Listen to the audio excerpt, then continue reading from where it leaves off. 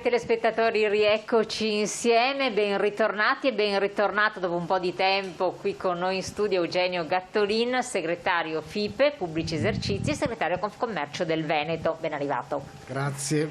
Allora, l'occasione è significativa. Da una parte parliamo facendo un po' un bilancio di tutta la situazione che riguarda il commercio, servizi, turismo, anche turismo e non solo, ma anche pubblici esercizi. Alla luce poi delle nuove indicazioni direttive che vengono dal governo, dei cambiamenti che si prospettano e poi facendo un po' una considerazione un po' in generale. Ma verranno fuori diversi aspetti, affronteremo diversi punti che sono di vostro interesse, lo sappiamo, e anche delle categorie che vengono rappresentate. Allora, segretario, innanzitutto un bilancio di un anno un po' particolare effettivamente, incominciato malissimo immagino e finito col punto di domanda. Ci dica lei. Sì, un anno estremamente strano, come lo è strana questa situazione. In effetti siamo partiti in maniera molto pesante con tutta la chiusura, il lockdown terribile dei primi mesi e poi si è sviluppato, poi si è recuperato parte dell'attività, gli imprenditori hanno ripreso anche un po' di fiducia e anche i cittadini un po' di maggiore tranquillità, per cui diciamo la primavera e l'estate c'è stato un rilancio dell'attività, un recupero dell'attività economica nei diversi ambiti, nei diversi settori, soprattutto poi nel periodo estivo per le aree, diciamo, siamo in parte di città d'arte anche se con minore chiaramente forza, mentre maggiormente nelle aree insomma, del mare, della montagna, del lago. Quindi in Veneto è andata bene tutto sommato? Sì, c'è stato un rilancio. C'è stata una ripresa importante. Ripresi la perdita che c'è stata in precedenza oppure non si può dire questo? No, non possiamo dire, abbiamo recuperato quasi integralmente.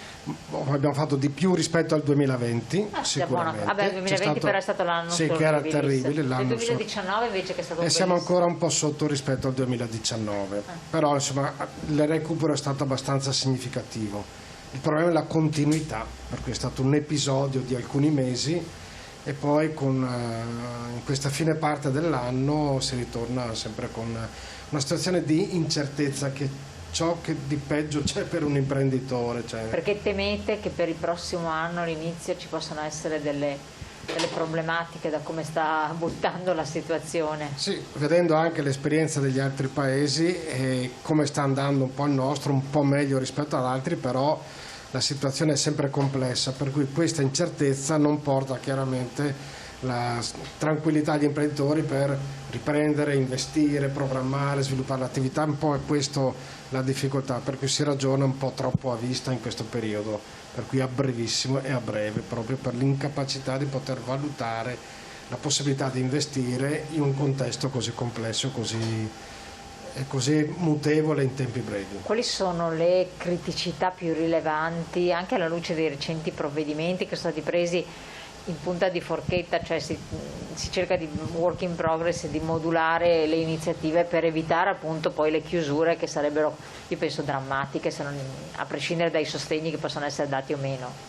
Ma le criticità più rilevanti è l'incertezza che hanno anche i cittadini, a volte la non chiarezza dei comportamenti che si devono tenere, dei vincoli, dei divieti, dei non divieti, per cui questo continuo susseguirsi, anche queste modifiche continue, portano incertezza, per cui anche timore nel poter sviluppare anche una maggiore attività sociale e di conseguenza il mondo, per esempio della ristorazione, risente molto più pesantemente rispetto ad altri queste variazioni, queste incertezza continue, questi cambiamenti di regole e di discipline che magari non sono estremamente rilevanti ma che comunque creano una non sicurezza per noi. Poi abbiamo al di là di questo anche un problema significativo dato dai rincari, delle bollette, dal gas. Tutto il tema energetico è un tema che si aggiunge a questa incertezza, a questa difficoltà a poter programmare, anche l'aumento dei costi, in parte dell'inflazione, molto da parte degli aspetti energetici, sta creando veramente un momento di grande pesantezza per gli imprenditori. Perché di fatto appunto, se c'è questa inflazione, il potere d'acquisto delle famiglie è quello, non è migliorato assolutamente, no. Anzi semmai è peggiorato. Il fatto che vengano aumentati i prezzi di alcuni servizi, di alcuni beni, già da subito si è visto, potrebbe soltanto che danneggiare gli stessi commercianti, certo. Anche se devono rientrare dei costi è comprensibile, però Cioè riduce il potere d'acquisto, con la riduzione del potere d'acquisto si riducono automaticamente i consumi che non sono quelli primari o quelli obbligati, per cui questo è un elemento aggiuntivo già a una situazione abbastanza complessa. Per adesso abbiamo visto questo periodo natalizio, queste feste, si è reagito anche abbastanza bene. Il problema è adesso come guardiamo avanti nell'immediato futuro, quando ormai in tempi medi si decide provvedimenti derivanti dalle situazioni ospedaliere piuttosto che da altri aspetti, per cui è questa continua incertezza che sta creando una tensione veramente rilevante, ormai da troppi mesi che andiamo avanti così. Dicono che nel settore termale ci sono state molte defezioni di turisti, soprattutto per quel che riguarda l'estero. La montagna, punto di domanda, chiedo a lei un po' qual è la panoramica alla luce di questo, appunto, di queste incertezze. I turisti, la gente fa turismo oppure si sta tirando indietro e quindi si rischia una situazione un po' di critica sostanzialmente? Ma diciamo che il turismo locale, nazionale, regge abbastanza in questi ambiti. Il problema è che la vera ricchezza, il vero valore, soprattutto nelle aree montane, è dato dal turismo. Il turismo invernale è dato dalla presenza degli stranieri. È sempre uno zoccolo duro forte, quelli quasi fondamentali, perché hanno un potere d'acquisto superiore, perché spendono molto di più che non gli italiani, così dicono, no? Sicuramente hanno maggiore capacità di spesa e spendono di più, gustano veramente su tutti gli ambiti delle nostre attività economiche, riescono ad essere presenti negli acquisti in maniera significativa. L'assenza di questi non è solo un problema numerico, ma anche di impatto economico della capacità di spesa di questi turisti che sanno apprezzare un po' la nostra gastronomia piuttosto che anche i nostri prodotti, il made in. Il fatto di avere una riduzione, non si compensa questa riduzione con un aumento del turismo locale, si compensa in termini di numeri, in termini di presenze, ma non in maniera significativa in termini economici e di aumento dei consumi. Ma la frenata al turismo straniero è dovuta al discorso dei tamponi, della quarantena, di queste limitazioni anche intra-UE che sono state stabilite sostanzialmente, e quindi si può auspicare in provvedimenti unitari che non vadano a penalizzare alcuni stati anziché altri, oppure c'è qualche cos'altro che frena? C'è il fatto che sono impestati tutti? No, c'è anche questa eterogeneità dei comportamenti nei diversi stati, per cui anche determinati, non solo vaccini, ma anche determinati strumenti di controllo sono diversi da Stato a Stato, dei vincoli, delle restrizioni sono diversi a parità di contesti da Stato a Stato, per cui dovremmo arrivare a un comportamento omogeneo, perché altrimenti possono esserci alcuni Stati che permettono, altri no, anche a parità di contesto sanitario, per cui auspicare provvedimenti omogenei e concordati è assolutamente importante, e anche gestiti preventivamente, nel senso sapere se si arriva a una determinata situazione i provvedimenti saranno di questo tipo, perché oggi anche lì l'incertezza, per cui chi arriva dall'est da alcuni paesi hanno dei vaccini che non sono riconosciuti, che vuol dire che c'è un blocco per alcuni turismi, per alcune aree di turismi di provenienza dei turisti, che ci impedisce di poter programmare l'attività o confermare l'azione. Ecco, a questo proposito, il nuovo provvedimento è quello di rendere valido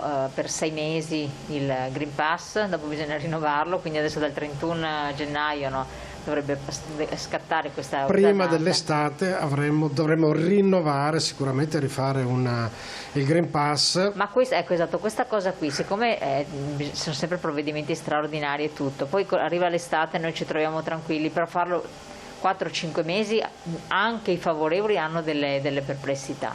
Sì, la restrizione è un po' tanto forte comunque, sì, cioè adesso non è neanche sufficientemente motivata secondo noi, nel senso prevedere già oggi che dura 3 mesi in meno mi sembra, e tra l'altro cadrà all'inizio di un periodo stagionale, per cui anche lì di nuovo una situazione complessa.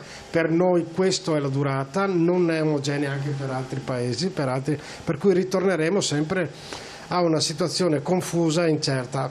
Lì bisognerebbe cominciare a fare una maggior chiarezza nell'impostare in maniera precisa maggiormente chiara i provvedimenti e soprattutto anche in sintonia con, almeno per il sistema turismo, che vuol dire l'economia nostra del Veneto, in sintonia con gli altri paesi. Oggi diventa necessario assolutamente.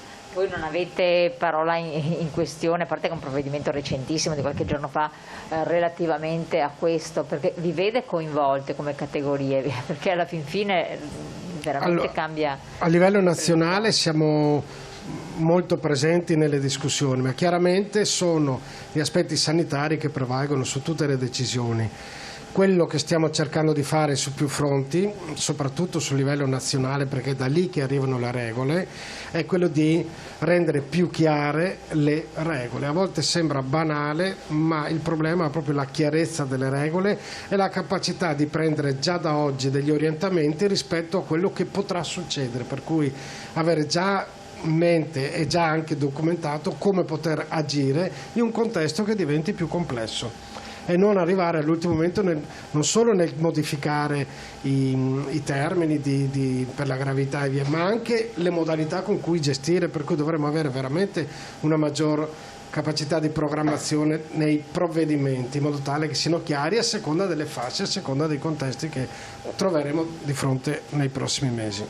Lei ha accennato prima a una questione che comunque è pesantissima, continuamente sono gli industriali che fanno pressione, gli artigiani con le varie categorie rappresentate, adesso appunto anche il commercio, l'aumento delle materie prime. Allora da un lato tanti prodotti non sono trovabili, non si trovano, sono spariti dai magazzini, irrecuperabili e sembra neanche nel breve possano arrivare.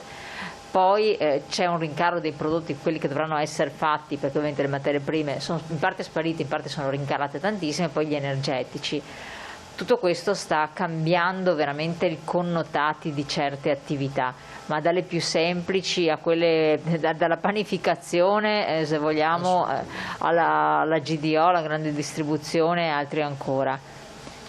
Sì, questo è un altro aspetto in parte nuovo, perché non parliamo solo degli aumenti dei costi dei prodotti, ma anche della difficoltà di andare a reperire materie prime che non sono solo quelle che riguardano processi di carattere industriale, per cui metalmeccanico e altro, dove già si sta soffrendo una situazione complessa, ma va a riguardare anche gli altri aspetti di carattere alimentare, via via, su altre tipologie, che sta coinvolgendo un po' tutti i processi produttivi, per tutta la gestione dei servizi.